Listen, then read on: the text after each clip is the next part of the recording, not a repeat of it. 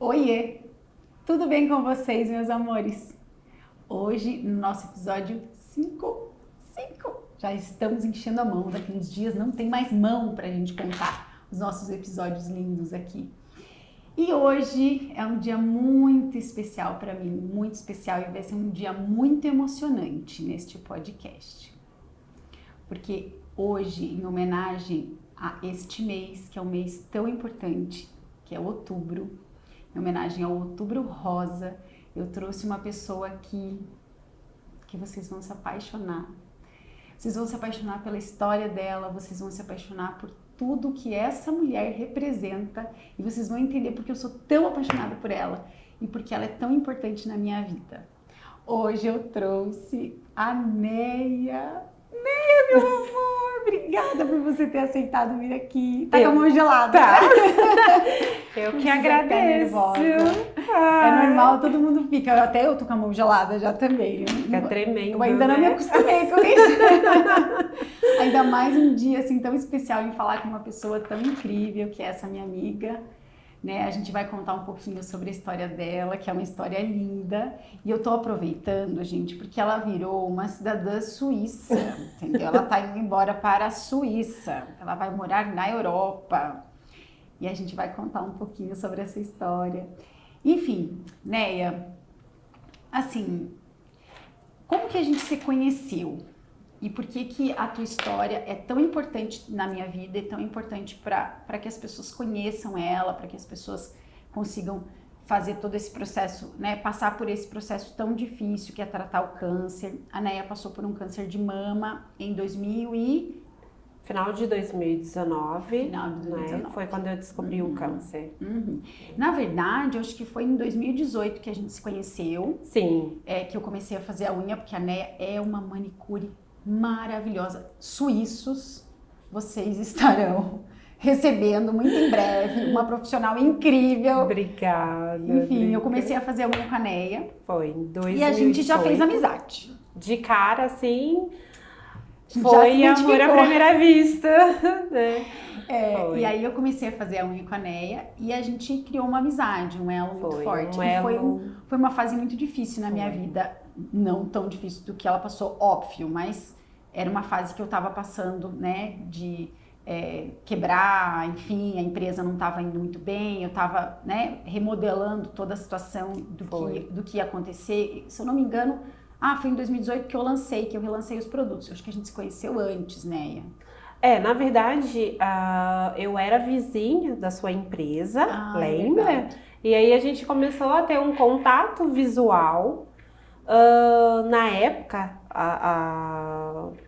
meu ex te procurou. É verdade, né? ele ia passear com os cachorros ali perto e tal. E foi aí que, dessa procura dele, a gente passou a conversar. Né? E depois, logo em seguida, você se tornou a minha cliente, gente. Com esses olhos maravilhosos que ela tem, esse sorriso incrível. E aí a gente, tipo, foi uma afinidade, assim, acho que é coisa de outras vidas, porque... Não tem explicação. Não tem explicação até hoje, não tem aí em explicação. 2018, vou contar a história inteira. 2018, acho que lá pelo final de 2018, eu fui fazer a unha e a Neia lá fazendo a unha maravilhosa, lá fazendo a unha e tal. Ela falou, Dri, eu tô com uma bolinha aqui no seio. Foi. E eu falei, uma bolinha no seio? Tem que ver, né? Imagina, né? Você tá com 39 agora? Não, agora eu tô com 40, aí eu tava com 37 anos. 37 anos, então, jovem, né? Aí ela pediu pra eu tocar, pra eu ver. Olha aqui, ó, olha aqui. Que, né, mulher tem dessas coisas, a gente, né? Ainda mais no salão, né? A gente conversa e se ajuda. E eu lembro que era uma bolinha bem pequenininha, né? Situada bem na lateral aqui do seio. Falei, Neia, você precisa ver isso. Aí... Você comentou comigo que ia fazer o exame, acho que tinha marcado para fazer o exame. Tinha marcado o exame, né? Eu fiz a Tinha marcado no SUS? Sim, no SUS. E quanto tempo para fazer o exame demorava? Eu acho que demorou uns 3 meses até eu conseguir fazer o exame. E aí, quando eu fiz o exame, era tipo, para pegar o resultado era em dezembro. E manicure com a agenda cheia, né? eu não quis desmarcar as minhas clientes e continuei trabalhando. Quando foi em março, foi que eu fui pegar o resultado. E aí deu inconclusivo. E a bolinha não crescia? Não, a bolinha não crescia. Era tipo um grão de arroz, né? E ficou ali. E de repente passou esses 4 meses, eu fiz o exame, esperei mais 4 meses, deu inconclusivo, eu procurei uma ginecologista, mostrei pra ele, e aí ele imediatamente ele pediu um segundo exame, porque aquele já estava praticamente vencido, né? Ele e aí deu Não, ele pediu uma outra ultrassom. Ultrassom. E deu inconclusivo novamente. E daí foi quando ele me encaminhou pro AME. E no AME foi que aí a coisa começou a andar. Né? Foi tudo muito mais rápido. Quando eu passei no médico, ele já era mais ou menos um caroço. Era um limão. Já tinha crescido. Ele era um limão, mais ou menos. No entanto, que quando eu mostrei pro médico, ele me perguntou: o que você acha que isso é? Foi a pergunta dele. E eu, na minha cabeça, aquilo era um nódulo que havia crescido, mas que não era nada grave. Até porque eu havia parado de amamentar o João. É verdade. Lembra? Fazia muito pouco tempo. Eu amamentei o João até os 3 anos. Exatamente. Você sabe que a minha médica ginecologista, logo que eu parei de amamentar, logo que a Isa, que não vinha mais leite e tal, a primeira coisa que ela me pediu foi um ultrassom da mama. Porque ela falou, eu lembro que eu tinha 30 anos, ela falou, é muito comum ter caso de câncer de mama em seguida da amamentação. Inclusive, assim, nessa fase dos 30 aos 40 dos ali, 30 né? Aos 40, Diz que isso é muito comum. Você viu, eu nem me atentei. Eu fui lá, fiz o exame, não tinha nada, segui a vida, né? E foi exatamente quando aconteceu contigo, né? Foi. E daí, como eu não tinha caso na família, então eu achava que aquilo seria um nódulo benigno e que a gente ia tirar ali e tá tudo ok, né? E aí eu lembro que quando eu tava saindo, ele me deu um papel e falou, tô te caminhando, vou te encaminhar pra psicóloga. Quando ele falou isso, na hora eu tive certeza que aquilo era um câncer. Porque eu falei, ele não vai me mandar pra uma psicóloga. Por quê? Por que ele vai me mandar Por que ele tá me mandando pra uma psicóloga, né? Então a ficha caiu ali. Né? E aí ele já me encaminhou logo em seguida, na semana seguinte ele pediu um exame, que era uma punção, e eu fui fazer. Porque o engraçado é que ele já estava muito grande, né? Ele já tinha esticado. Fora do sutiã. Fora do sutiã, lembra que eu era sempre de camisão, né? E aí eu lembro que quando eu fui fazer a punção, saía muito líquido. Então até então a gente não achava que poderia ser um câncer, porque era algo muito mole, era algo líquido, né?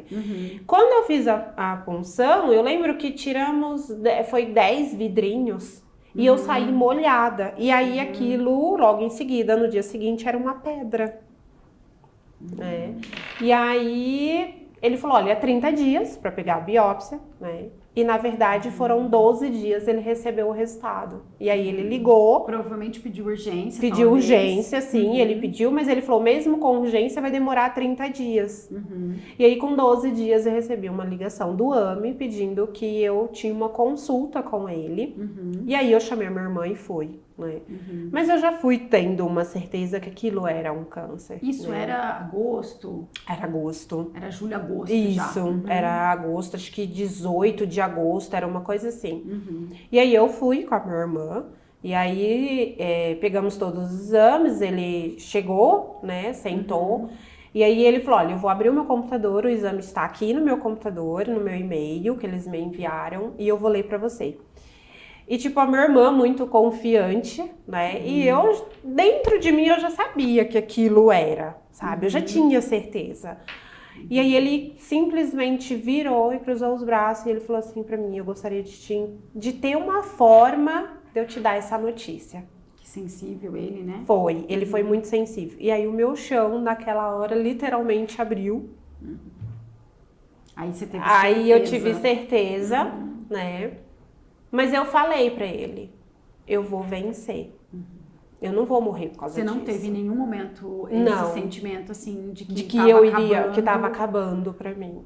Ele falou, olha, é grave, ele é um câncer maligno, ele é um câncer, digamos, devastador, né? Ele já tinha já estava muito grande, ele já estava com 7 centímetros, né? Então ele era do tamanho de uma laranja, né? A minha pele já havia esticado muito, então ele poderia ali a qualquer momento se abrir, né? E aí ele me encaminhou para o pessoal do oncológico, né? E foi aí que começou a correria para começar o tratamento, né? Aí eu consegui uma consulta. Nessa consulta, assim, acho que pra mim foi a pior consulta, porque você já vai sabendo que você tem um câncer, que você precisa começar o tratamento, mas você espera ser um pouco acolhida, né? E não, no meu caso não foi. Eu peguei um médico que ele chegou e ele virou pra mim, né? Foi o meu pai que me acompanhou. E aí ele virou pra mim e falou assim: você sabe o que você tem, né? E eu falei assim: sim, sei. Porque o pessoal chega aqui e fala, eu tenho um câncer, mas é benigno. Não deixa de ser um câncer. Nossa. E tipo, tá. Então você vai fazer tudo o que eu mandar, né? Ele te assustou para que você obedecesse. Exatamente. Ou você sai daqui e vai fazer o que eu vou mandar, ou você compra o caixão, espera morrer. Porque você tem 50% de chance de morrer e 50% de sobreviver, desde que você queira viver. E aí eu falei pra ele, não, eu vou viver. Que não é você que escolhe. Eu vou aquele viver. lá de cima. Exatamente. Aquele lá de cima que, né? Que fala, então, Néia, chegou a sua hora. Né, Drica? Tipo, decidi por mim. E aí eu falei que não. Ainda bem. Né? E aí você sabe que na época eu era casada. Eu lembro. Lembra? Você sabe o quanto, as coisas que eu passei, as humilhações, né? Ainda para ajudar, né? Então, assim, tinha toda a situação que para mim já era muito grave de enfrentar, muito forte, muito dura de enfrentar mesmo, com toda a vontade de viver, com tudo isso, já era difícil de enfrentar. Imagina sem o apoio de uma pessoa que estava ali do teu lado. Exatamente, que era para nesse momento te sustentar. Exatamente. Não é sustentar no sentido financeiro, é sustentar no sentido emocional. Emocional, é te abraçar e falar, olha, eu tô vai dar aqui, tudo certo. Vai dar tudo certo. E não importa se essa pessoa gosta ou quer ficar o resto da vida com você ou não. Mas ele esteja ali.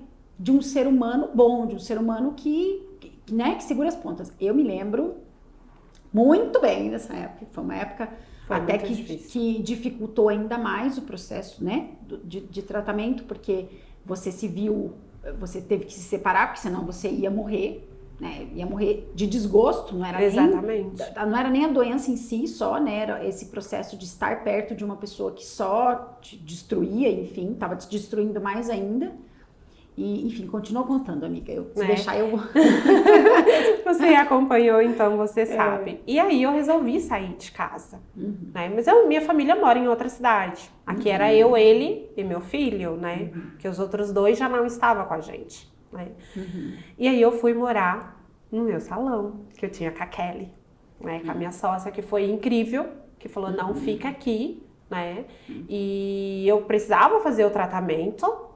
Né? Eu não poderia ir para casa dos meus pais, porque meu trabalho tinha que continuar, já que eu não consegui o afastamento do INSS, o INSS me negou, disse que eu tinha condições de trabalhar. Eu me lembro então disso. Eu precisava fazer... Que foi negado, e na época ainda, além de tudo isso, ela tinha que continuar trabalhando. Não aceitava ajuda, tá? Que isso também é uma coisa que é difícil, não é fácil para uma pessoa que sempre trabalhou, que sempre se virou, que sempre se sustentou, né? Ficar recebendo ajuda das outras pessoas. Então ela continuou trabalhando e o benefício não entrava, não tinha jeito de não tinha, porque era sempre negado. Eles falavam, a médica ligava que eu tinha condições plenas de trabalhar, mesmo fazendo a químio. Para quem faz a químio vermelha sabe como que é, né? Sabe que quando a gente faz 2, 3 dias depois... Né, a gente paga o INSS justamente para que nestes momentos a gente use. A gente não paga o INSS porque a gente escolheu e que a gente gosta. E porque a gente vou pagar porque... Não. Devia ser uma escolha tua, né? Sim. Não, enfim, ainda bem que passou e não aconteceu nada. Exatamente. Mas aí eu acabei me separando, né? Fui morar no salão. Eu me lembro. E aí foi onde a minha aproximação, que já a Cadrica já era grande, se tornou mais incrível. Porque ela não queria vir pra casa de ninguém. De ninguém. Ela falava, não, vai dormir na minha casa, qualquer coisa me liga, né? A Drica, gente, passou comigo, ela desmarcou todos os compromissos dela. Imagina. Na minha última químio vermelha, porque aí chegou o ponto que eu achei que eu iria morrer mesmo, sabe? Foi a única vez que eu falei, eu vou morrer.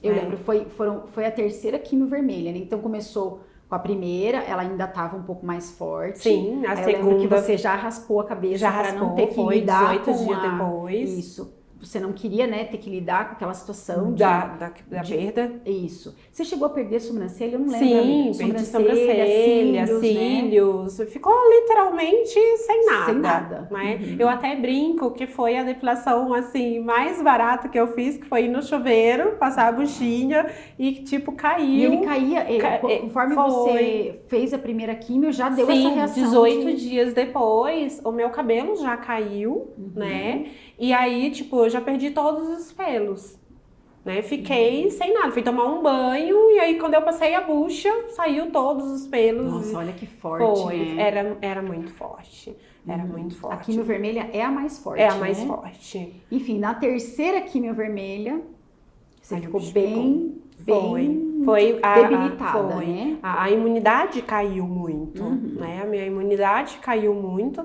e eu insisti para terminar a químio, porque eu queria me livrar daquela químio que era tão forte, que destruía tanto, e começar a branca que todo mundo falava, é mais suave, é mais tranquilo. Então né? tinha 4 químios vermelhas, depois começava o processo o processo com a branca, que era um 36 que eu peguei. 36 você fez? Nossa, amiga, então foi de agosto a novembro? Foi. Ai, eu lembro que a gente até fez uma live. Lembra? A gente já fez uma live. Uma ou duas lives, eu acho, em outubro. Foi uma. Eu lembro que, assim, a rede de apoio de uma pessoa que está passando por uma situação como essa é uma coisa muito importante. A rede de apoio é tudo. É né? tudo. São pessoas que conseguem fazer com que esse processo diminua a dor desse processo, né?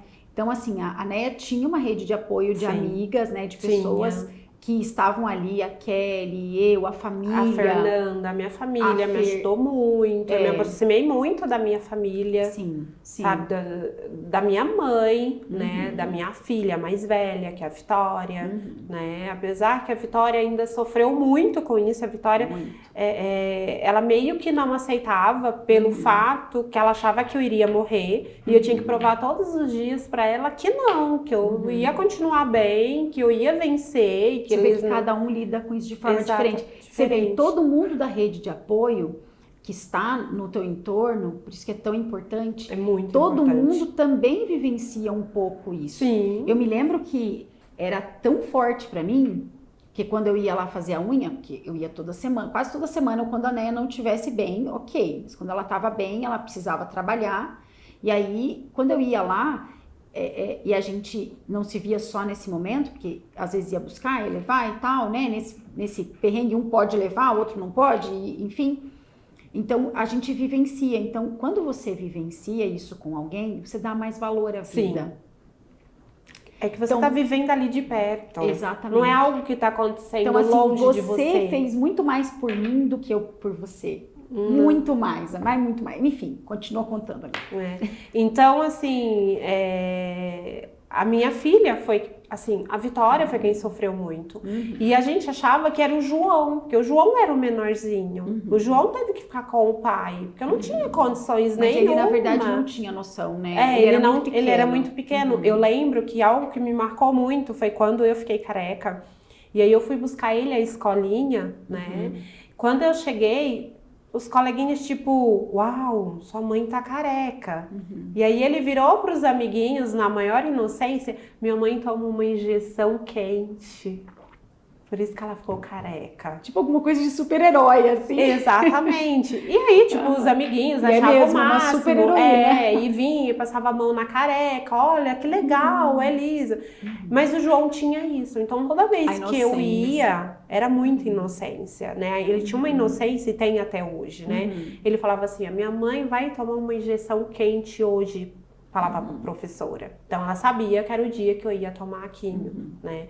Então, quando eu achava que era o João que ia sofrer, quem mais sofreu foi a Vitória. Porque era que entendia mais, A Vitória estava já, vivenciando exatamente, isso com você, ela tava tava lá. exatamente, ela tava no começo da faculdade, Não, e morando outra, sozinha. você tinha fases, quando faz a químio, né, tinha fases assim, que ficava muito debilitada, não dava pra cozinhar, não tinha força pra cozinhar, tinha que se alimentar bem, tinha que manter uma alimentação saudável, porque senão não fortalecia o sistema imune. Exatamente, para fazer na próxima semana. O telefone tocava, a vontade que eu tinha era de quebrar o telefone, porque aquilo, quando o telefone vibrava, eu vomitava. Só de ouvir, sentir o telefone vibrando, eu vomitava, porque era muito forte. Então, teve uma época, eu não queria o telefone perto de mim, de tão doloroso que era, né? E as pessoas, eu tive gente que achava que o meu câncer passava para ela.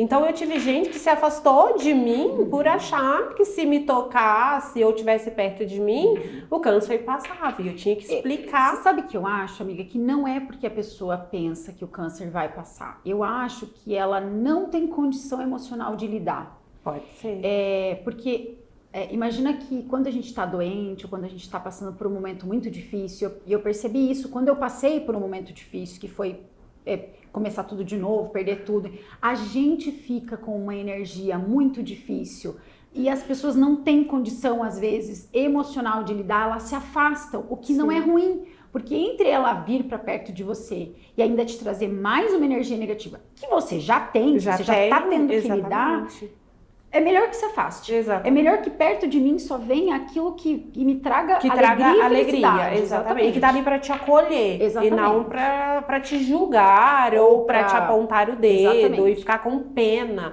Eu tinha muito medo que as pessoas tivessem dó ou pena de mim. Ai, coitada, nossa, tá doente.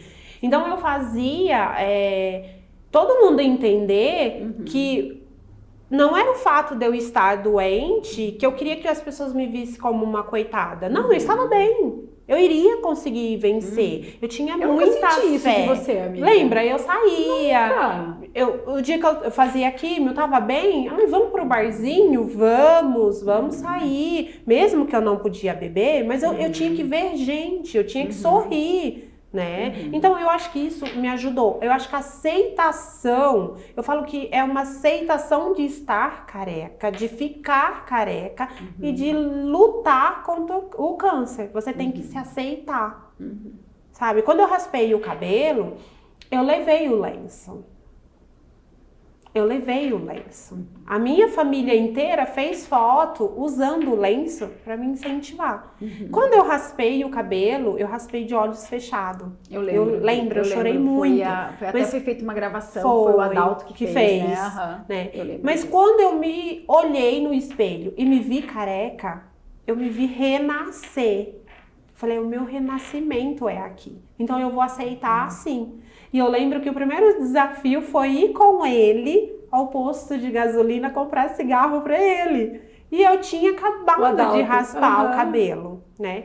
E eu fui, e eu desci, todo mundo parou e ficou me olhando. E eu comprei o cigarro e falei, cara, é vida normal.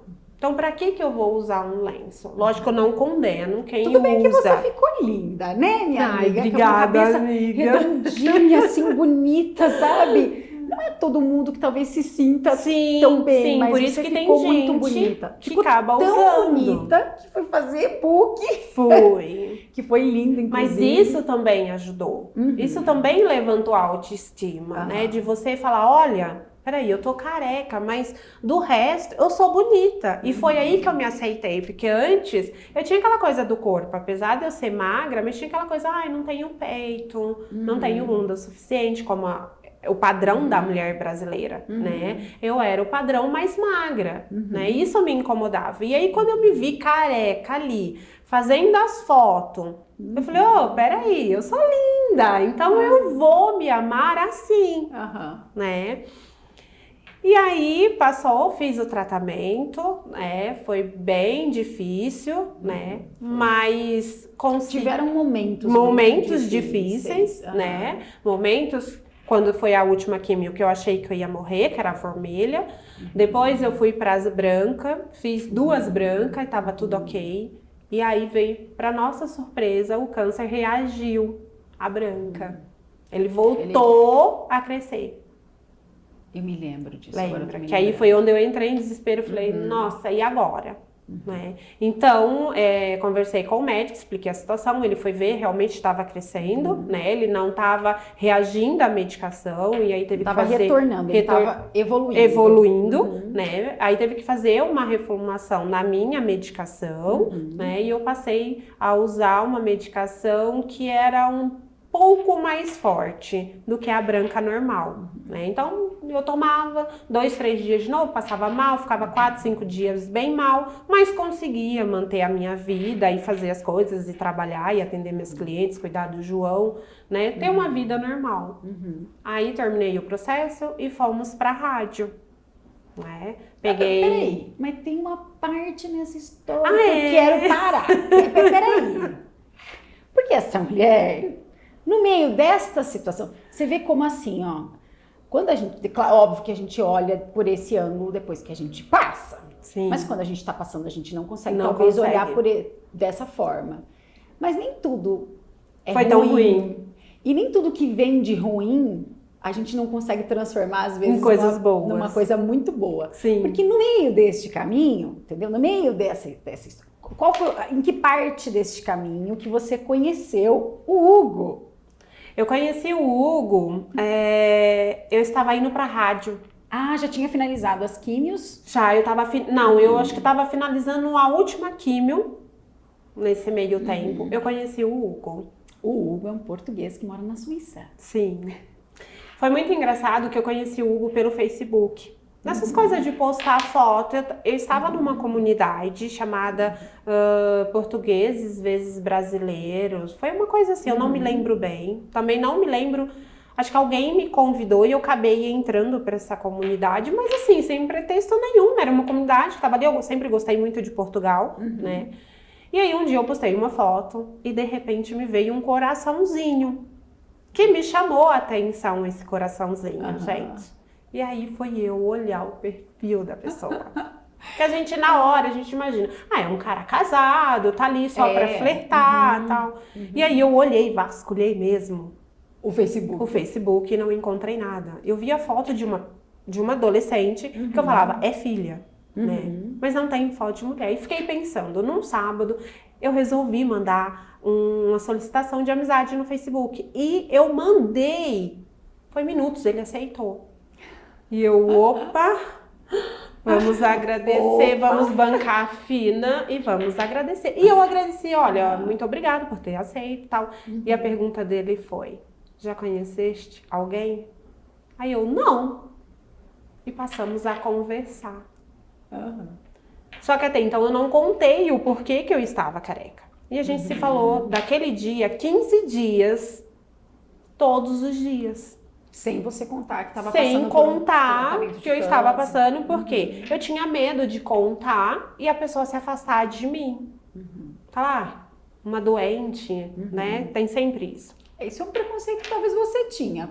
Talvez fosse um preconceito. Não. Ele não. E aí um dia. Mas a gente não sabe. Sim, eu fui levando 15 dias e aí eu falei, peraí, você passou 15 dias. Então eu vou ter que contar. Porque até hoje ele não me perguntou o porquê que eu sou careca. E aí eu falei, olha, eu tenho uma coisa pra te contar. E talvez a partir disso você não queira mais falar comigo, mas eu vou ter que te contar. Muito reta. Eu tive que ser. Porque o meu medo era... Não é assim, eu tive que ser com ele, não. Ela sempre foi assim. É que a gente conversava assim, era tão gostoso todo dia acordar e ter aquele bom dia e ver que ele se importava comigo, mesmo sem saber o que estava acontecendo, que eu me senti na obrigação de ser sincera. Talvez você saía do teu mundo, Sim. do que você estava vivendo e num mundo paralelo muito gostoso, você mantinha ali uma coisa gostosa, sabe? Que você não queria perder. Exatamente. E aí eu contei, falei, olha, eu estou careca, não é por opção, é porque eu estou enfrentando um tratamento de câncer. E aí ele falou assim pra mim, eu fiquei na dúvida se você tinha um problema ou se era por opção. Ele é muito educado, sim. né? Não perguntou. E aí a pergunta, depois, logo em seguida, ele falou assim, tem chance de cura? Aí eu falei, sim, tem. Aí ele falou, quando você estiver curada, você vai vir pra cá. E eu, tipo... Quando ela me contou isso, eu falei, pronto, só o que me faltava na face da Terra. A Neia ir pra lá e não voltar mais, né? Porque eu já pensei, pronto. E aí já comecei a stalkear ele, né? Comecei a dar aquela... Não, a minha amiga, não, né? Vamos ter que conhecer. Eu lembro que eu fiquei tão... Mas, Neia... Porque esse momento chegou, né? Sim, esse momento, chegou. Ela se curou e o momento de ir para Portugal, para a Suíça chegou. E eu pensei, meu Deus, e se ela vai para lá e não volta mais? Não volta, porque ele falava de pessoas, exatamente. E se ele é um... Enfim, eu já fiz um monte de... Todo mundo começou, né? Aí eu acho que eu pedi para conversar com ele. Acho que eu fiz uma ligação, foi, e aí eu apresentei, olha, essa é a minha amiga Drica, tal, é minha cliente, olha que olhos lindos, não sei o quê, pra ela poder ver quem que era o Hugo, né? Porque o Hugo sempre falava, você vem, eu não vou pro Brasil, eu não vou, você tem que vir. Mas aí no meio da história ele vira pra mim e fala assim, você dirige? Eu falei, não, gente, era manicure, com 3 filhos, trabalhando, não tinha dinheiro pra isso. Aí ele falou assim, vai tirar a tua habilitação, porque aqui tu vai dirigir. Eu falava, gente, eu não tenho dinheiro, como que eu vou tirar a habilitação? Muito menos viajar para a Suíça. Mas ele batia essa tecla. E eu lembro que eu fui, me inscrevi na autoescola, comecei a tirar a habilitação, e ele falou, tem passaporte? Eu falei, pobre, não tem passaporte. Amiga, quantas vezes você já tinha viajado pelo Brasil de avião? Nenhuma. Nenhuma? Eu tinha ido em 2 feiras em São Paulo. Foi o máximo longe. Foi a primeira viagem pra Suíça. Eu fui. Porque, tipo, isso pra mim era algo inimaginável na minha vida. Eu nunca me imaginei isso. A minha imaginação era ter meu salão de manicure e fazer a minha profissão, a minha vida ali. Mas viajar, ir pra fora do país, não, isso nunca, nem sonho. Né? Então eu comecei a viver um sonho no qual eu não havia sonhado. Né? E daí, tiramos o passaporte. Eu falei, tirar o passaporte? Ok. Mas e o dinheiro para passagem? Né? Até lá, né, falar, qualquer um fala.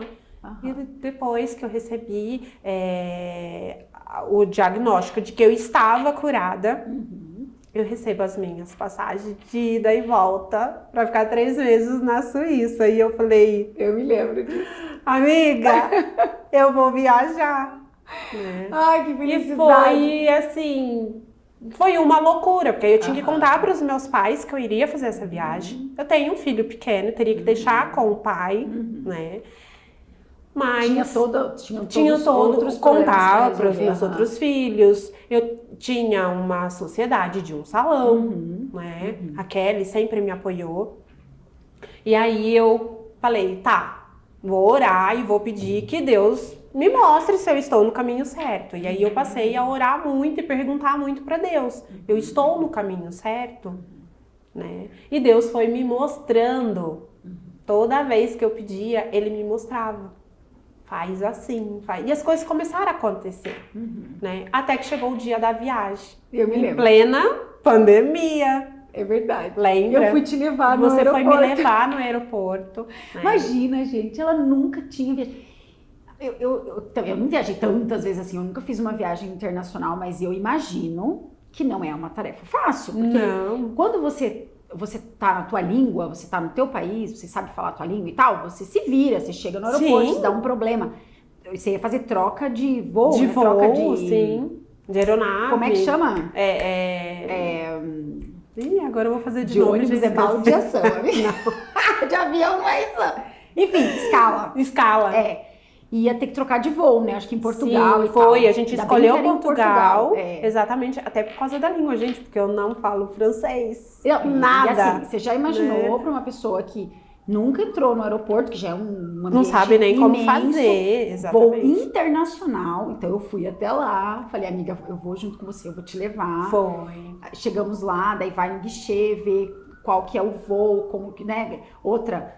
Tem muita coisa que a gente desconhece, por exemplo, sobre o embarque o que pode, o que não pode. Da bagagem e tal. Até eu aprendi um monte de coisa. Agora eu tô pronta pra te visitar, amiga. Eu tô agora você vai. E aí chegou a hora de embarcar, né? E eu, tipo, tremendo ali, né? E o cara vai te fazer pergunta sozinha, né? Eu olhei a Drica dando tchau, tipo, e eu tendo que passar ali e responder as perguntas, né? Porque eles queriam saber por que eu estava indo, eu nunca tinha saído do país. E aí, o que eu vou falar? Né? Entreguei a carta convite, na época era namorado do Hugo, né? E aí eles me fizeram um monte de perguntas e aí ele falou assim pra mim, ok, pode ir. E eu passei, né? Cheguei em Portugal, fui passar novamente, me fizeram as mesmas perguntas, né? E ele até ainda questionou, mas a gente tá no meio de uma pandemia, você sabe disso. E eu falei, olha, eu venci um câncer e eu tô indo comemorar. E aí ele falou assim, pode passar, vai lá comemorar. E eu fui, né? Cheguei lá, desci, fui em encontro com o Hugo, ver o Hugo pela primeira vez, pessoalmente, né? E aí eu olhei e falei assim, eu quero casar. O Hugo é uma pessoa fantástica. Ele é uma pessoa assim, incrível. Ele sempre teve esse tempo todo do meu lado, né? Quando eu fui, eu fiquei 3 meses. Eu lembro que na semana de eu vir embora, eu chorei muito porque eles não falam assim, ai, quer namorar comigo? Ai, quer casar comigo? Não, a gente passou a viver junto 3 meses ali e fomos vivendo. E foi muito bom, foi incrível, né? O Hugo é um cara incrível.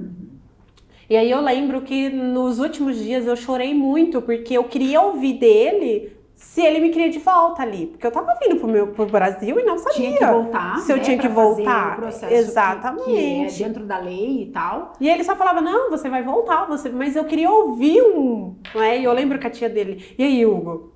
Você quer ou não quer a Neia de volta? Ele, lógico, tia, que eu quero, não sei. Mas ele fazia isso, né? Sim, ele não falava, falava. Mas ele, todas as oportunidades que ele teve para demonstrar o quanto ele foi companheiro, o quanto ele é um ótimo companheiro, quanto ele é uma ótima pessoa. Ele não é de falar, mas ele é de demonstrar com as coisas que ele faz. Ações. E eu não entendia isso, as ações que ele tem comigo, mas eu não entendia, eu queria ouvir. Para mim o importante era a palavra, e para ele o importante era o fazer. Né? Era cumprir com o que... Exatamente. Aí eu vim, tinha reprovado na minha carta, fiz as provas, passei, né? E aí voltei novamente para a Suíça. E eu levei a Néia de volta. Levou a Néia de novo pro aeroporto, né?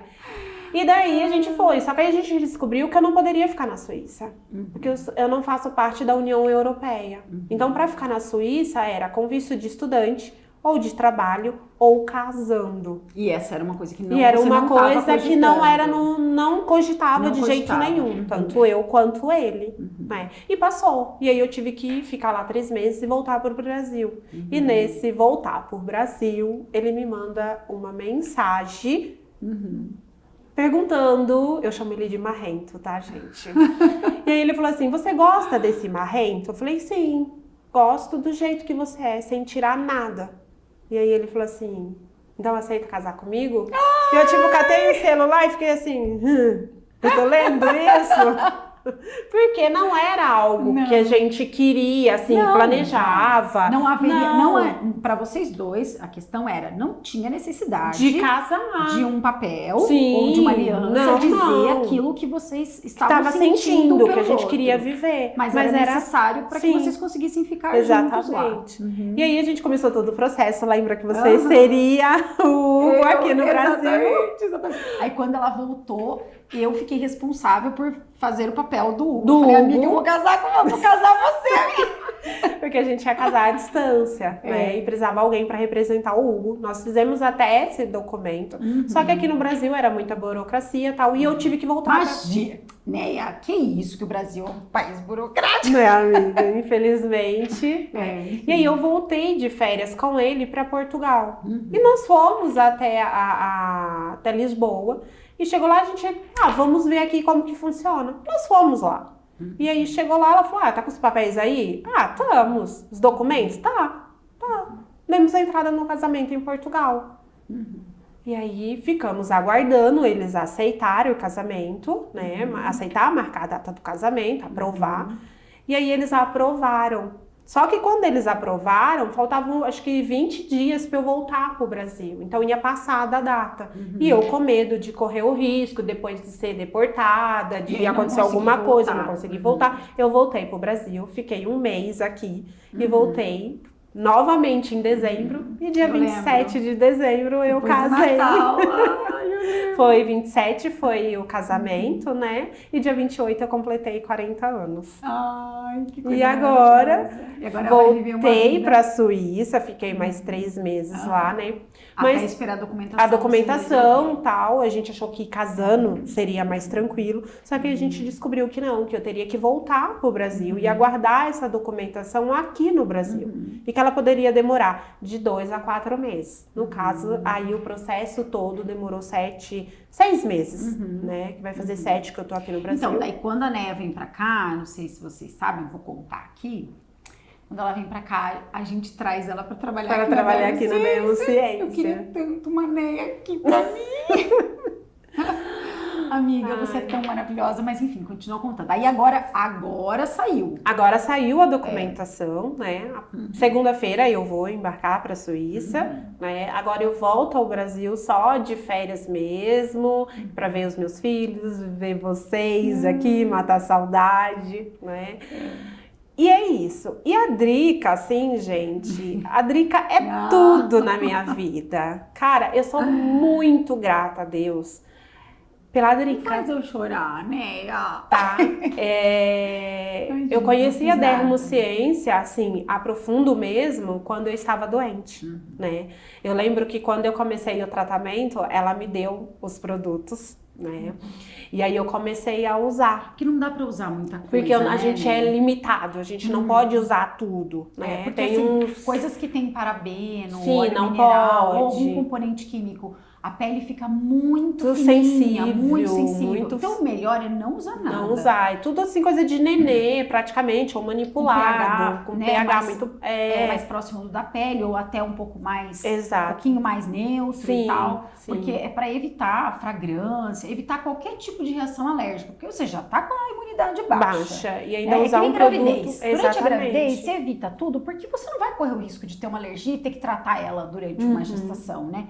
E você evita qualquer outro problema. Exatamente. Nessa época, foi a época que eu... Foi. E aí você me deu os cremes e eu comecei a usar. Nós não tínhamos esse. Só que não era nessa embalagem, gente. Era num potão. De 1 quilo. De 1 quilo. E ela falou, olha, tá aqui, tu vai usar, vai hidratar essa pele. E aí, quando você vai fazer a quimioterapia, a agulha, ela é muito grossa. Então, você perde muito a veia, porque a veia tá muito fina, a pele tá muito fina. E aí, o médico vira pra mim, e o enfermeiro também vira pra mim e fala assim, que colágeno você está usando? E eu falei, não uso colágeno nenhum, eu só estou usando um creme de uma empresa chamada Dermo Ciência, que é aqui de São Carlos, né? Que minha amiga me deu. Que ela é muito a minha amiga e pediu pra eu usar. Não, eu lembro que eu falei, né, passa, faz um teste pra ver se, de repente, no corpo, pra ver se melhora, não tem fragrância. Daí sim, não tinha cheiro, era do enjoo que eu tinha muito. E aí, pra minha surpresa, ele falou, continua usando. Ai, que bom. Porque a tua pele tá ótima. Para quem tá fazendo uma quimioterapia, a tua pele tá muito boa. Então tá te fazendo muito bem. Pode continuar usando. E eu continuo usando, meninas. Até hoje. Até hoje eu tenho todos os produtos, tá? Eu levo todos eles, né? Inclusive as argila pro cabelo, porque aí o cabelo da gente, o meu cabelo voltou igual, né? Ele tá igualzinho quando você raspei. Tratou, Exatamente. Ele já cresceu o comprimento cacheado, tudo igualzinho. Mas ele mudou um pouquinho, né? Mudou. Você falou que ele deu uma alteradinha. Ele tinha uma textura, ele veio com uma textura muito diferente. Isso estava me incomodando muito. E aí, eu lembro, eu tenho argila, mas tá lá na Suíça, eu não trouxe, né?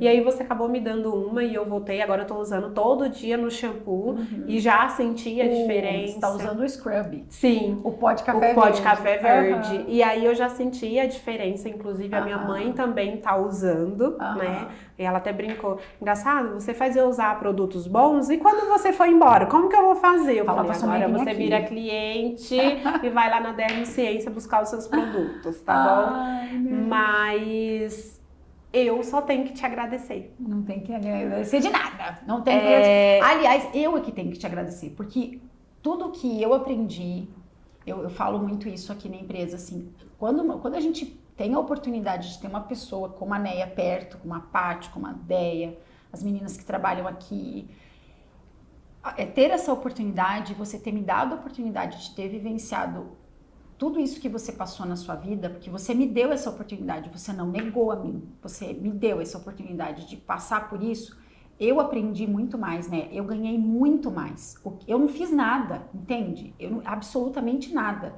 Eu só tô aqui hoje assistindo e eu quero que vocês saibam que quem estiver passando por um problema como esse, que passa.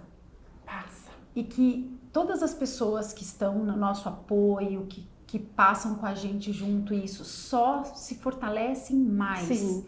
E sabe do que a vida é feita, amiga? Olha, até tô arrepiada. De relações. Sim. De amizades. De amizades sinceras. Eu sei com total certeza que o que eu precisar, como eu já precisei, eu posso contar com você. E eu com você. Exatamente. Pra sempre. Eu sei disso porque, você sabe... Eu não vou conseguir não chorar, porque você sabe o quanto que você é importante na minha vida, o quanto que eu sou grata a Deus por isso, porque na fase mais difícil da minha vida, Ele me presenteou. Ele me presenteou com as amizades mais sinceras que eu tenho e que são pouquíssimas, que eu possa dizer os nomes das pessoas que me acompanharam quando eu estava com câncer, que é a minha família, os meus filhos, você, a Fernanda e a Kelly, foram e lógico o Hugo, né, que depois veio a somar na minha vida, foram as pessoas mais importantes que eu tive.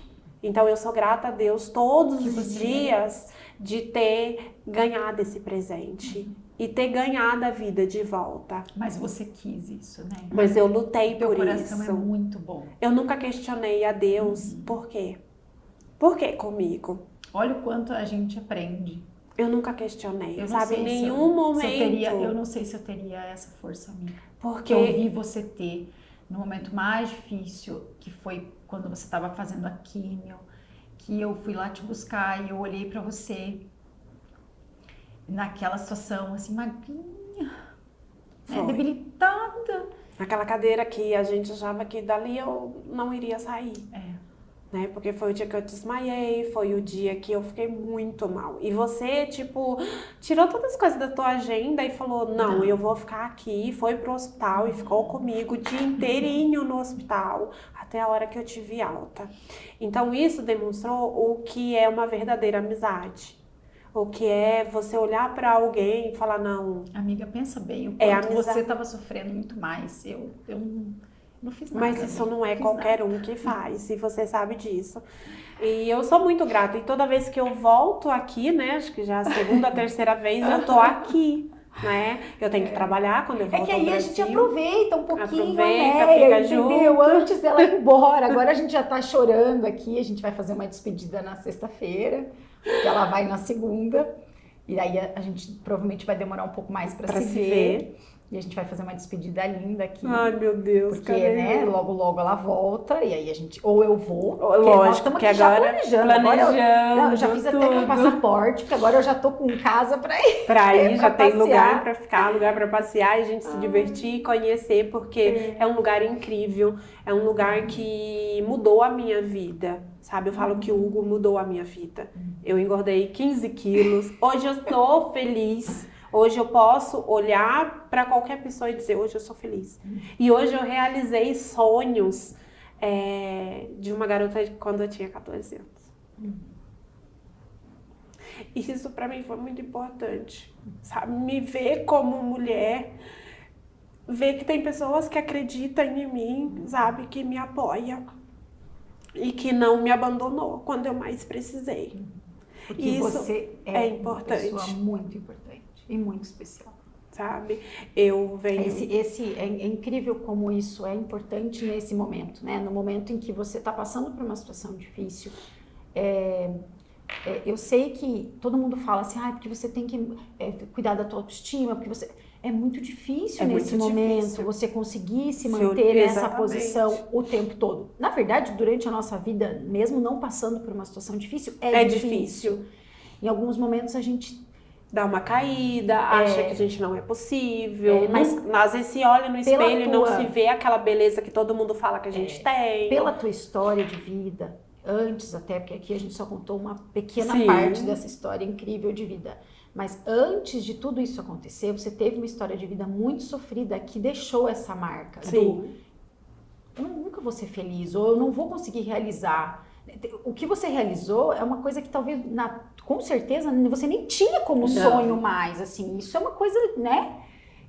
Ir pra Suíça, morar lá, falar outra língua, aprender coisas novas. Depois dos 40, olha o que você vai viver agora. Mas olha, quando eu completei 30 anos, eu lembro que eu virei para uma amiga minha, nós comemoramos um grupo de amigos, e eu virei para ela, eu nunca vou esquecer disso. E eu falei para ela assim, tipo, sem pensar, eu falei, olha, quando eu completar 40 anos, eu vou recomeçar a minha vida.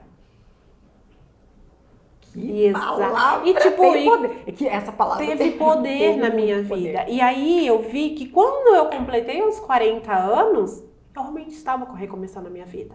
Eu tinha vencido um câncer e estava começando a escrever uma nova trajetória. Então era um recomeço. E era um recomeço completamente diferente daquilo que eu sonhei. Muito melhor. E muito melhor. Porque eu encontrei o grande amor da minha vida, que hoje eu posso dizer que ele é o grande amor da minha vida. Eu sonhei quando eu tinha os 14 anos. Né? Eu não sabia disso. Eu sonhei. Esse podcast tá pegando fogo. Aos 14 anos. E hoje, aos 40, eu tenho exatamente o marido que eu sonhei. Você merece. Eu sonhei aos 14 anos. E eu falo, hoje eu estou vivendo a minha vida que eu queria ter vivido aos 14 anos. Que é aquela coisa, quando você encontra o primeiro amor, que você acha que vai casar, que é o teu príncipe encantado, que é o cara que tu quer viver pro resto da vida juntos. Hoje, aos 40 anos, eu estou vivendo isso. É possível. Então, é possível para qualquer pessoa. Qualquer idade, você viver, né, aquela felicidade que você tanto sonha. Basta você estar aberto para isso, né? Sempre positiva. E sempre positiva. Você sempre foi. Sempre. Eu me orgulho disso. Eu acho que... Aquela fase mais difícil, assim. Mais você estava mais difícil. debilitada, você não falava. Melhor não falar do que falar alguma coisa que possa ser negativa. Exatamente. Sabe? Eu só queria viver. Sentir muito essa falta. E eu também vou sentir muito. A gente até brincava no processo que ia sair, não ia sair, o negócio não saía, né? O Hugo tinha que vir pra cá. Aí eu falava, ai, né, segura até a Black, né? Aí tomara que se eu sair depois da Black. Era brincadeira. Já saiu, né? Vai antes. Tô de mala pronta, vou encontrar o amor da minha vida.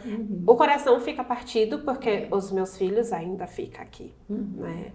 É muito difícil ter que deixá-los, né? A Vi, pelo fato de já ter a idade de independência dela, exatamente. Já tá casada, o Pietro é mais difícil porque ele fala que não quer ir. E o coração fica mais partido pelo João. Mas você sabe da história, né? Você vai acompanhar de perto. Eu vou conseguir, né? Tá com ele lá. E eu vou lutar por isso todos os dias para conseguir ter ele ao meu lado, porque eu sei que eu quero isso e que ele merece isso e que meu esposo também quer isso, né? Então eu vou lutar todos os dias para isso, né? E mais uma vez, eu te amo muito. Eu também. Você sabe o quanto que você é importante para mim. Obrigado por tudo que você fez. Você sabe que você fez coisas. Peraí, que você tá esquecendo de um detalhe. Quando ela voltar de férias pra cá, ela vai gravar outro podcast. Ela tá falando aqui tipo um tchau, assim, como se ela não fosse mais me ver, entendeu? Não. Mas se nós não gravarmos de novo aqui, quando você vier, nós vai ser vamos gravado lá.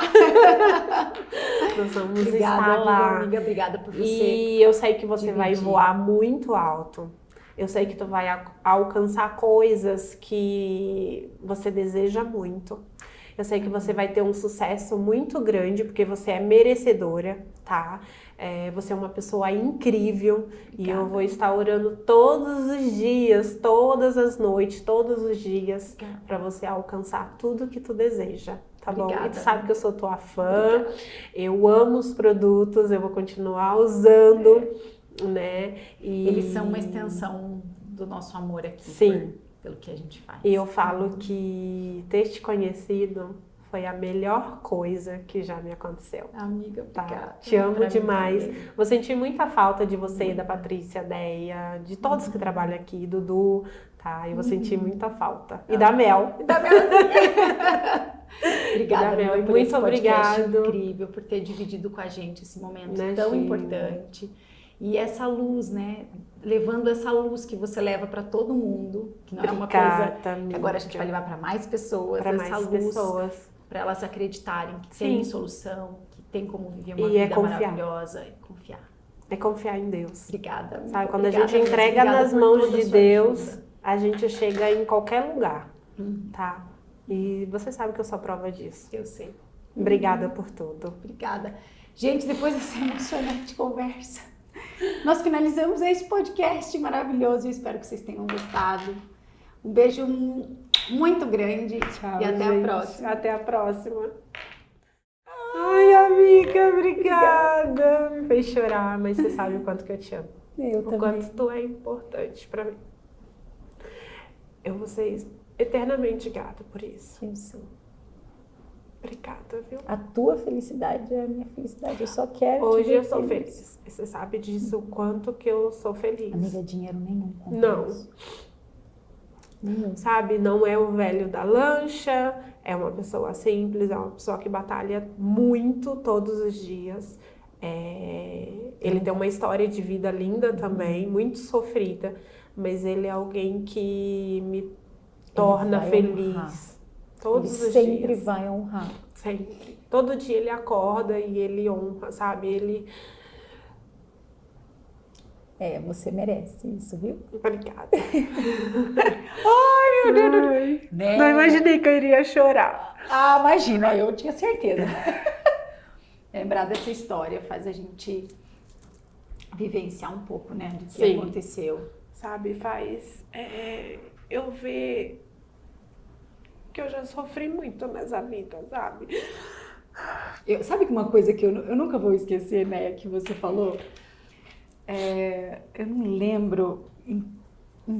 lembro, a gente estava indo para São Paulo, eu acho que estava indo te levar no aeroporto e você falou assim, tinha dado alguma coisa errada, eu não lembro o que era, que estava nesse negócio de documentação e tal, estava dando alguma coisa errada. Foi e você falou, coisa do Covid. Não é possível. Que eu nadei, vou morrer na praia. Eu não quero morrer, exatamente, agora eu não quero morrer.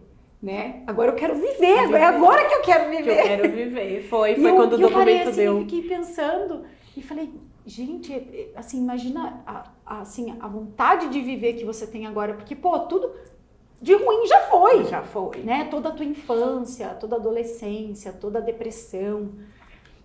Tentativa de suicídio. Exatamente, casamentos frustrados. Exatamente. A falta que a minha mãe me faz, que eu não a conheci, sabe? O abandono do meu pai.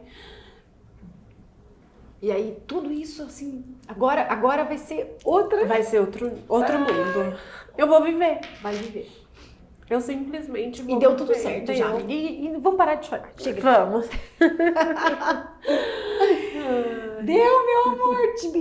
Tira esse microfone daqui, porque nós estamos chorando. Não, ela tá gravando ainda, sabe? Eu falei. Ai, não acredito. Pente! Ai. Vocês começaram a chorar, se emocionar de novo? Vou parar a gravação? Ai, Beth. Depois a gente vai guardar de recordação, né, Neia? Pro próximo podcast que a gente vai fazer quando você vier ou quando eu for.